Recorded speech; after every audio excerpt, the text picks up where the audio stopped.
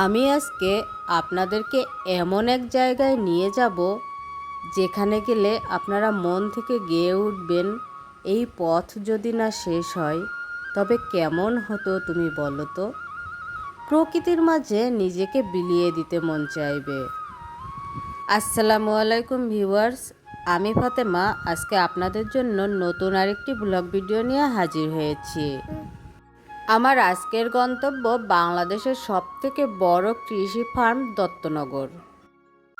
দত্তনগর কৃষি ফার্মটি শুধু বাংলাদেশেরই না, এটা এশিয়ার মধ্যে অন্যতম বড় কৃষি ফার্ম। আমার এই ভিডিওতে আমি দত্তনগরের কৃষি ফার্ম সম্পর্কে যতটুকু জেনেছি আপনাদেরকে সেইটুকু জানানোর চেষ্টা করব। জীবননগর বাস স্ট্যান্ড থেকে কিছু দূরে আসার পরে কৃষি ফার্মের কিছু অংশের দেখা মিলবে, আর তার পাশেই এই সুন্দর বাওরটি দেখে এখানেই আমরা কিছুটা সময় কাটানোর লোভ সামলাতে পারলাম না। কিছু সময় এখানে কাটানোর পরে আমরা আবার ছুটে চলেছি দত্তনগরের দিকে।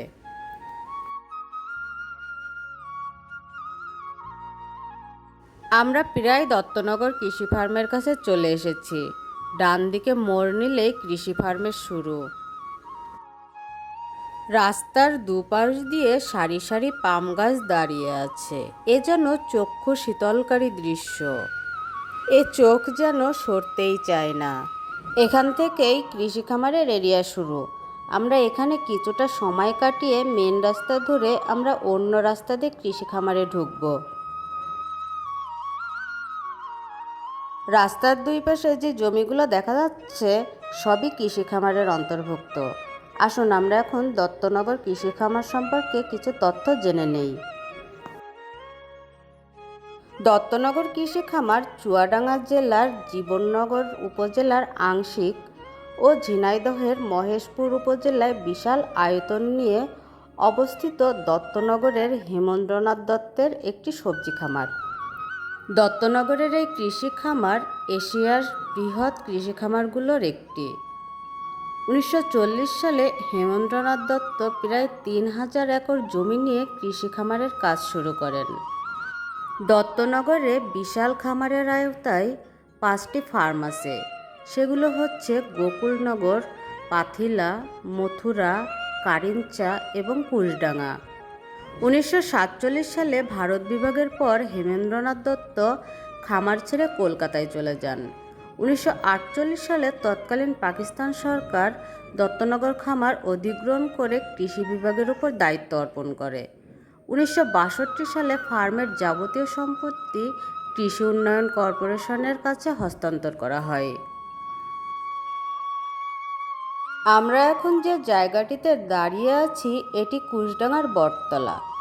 দর্শনার্থীরা দত্তনগরে কৃষি খামার দেখতে আসবে আর বটগাছ দেখতে আসবে না, এটি কিন্তু হতেই পারে না। লোকমুখে শোনা যায় এই বটগাছটি নাকি 200 বছরেরও পুরনো। আপনারা যারা প্রকৃতি ভালোবাসেন তারা এই দত্তনগর কৃষি খামার চলে আসতে পারেন। এখানকার সৌন্দর্য আপনাকে মুগ্ধ করবে। দত্তনগর কৃষি খামার এখন পর্যটকদের বিনোদনের প্রাণকেন্দ্রে রূপ নিয়েছে। প্রকৃতিপ্রেমীরা বারবার ছুটে আসে এখানে। চারিদিকে সবুজের সমারোহ আপনাকে মুগ্ধ করবে। আমার ছোট্ট এই ভিডিওতে আমি দত্তনগর সম্পর্কে কতটুকু ধারণা দিতে পেরেছি জানি না, তবে ভিডিওটি যদি আপনাদের একটুও মন ছুঁয়ে যায় তাহলে প্লিজ লাইক কমেন্ট করে পাশে থাকবেন। আমার আজকের ভিডিওটি আমি এখানেই শেষ করছি। আল্লাহ হাফেজ।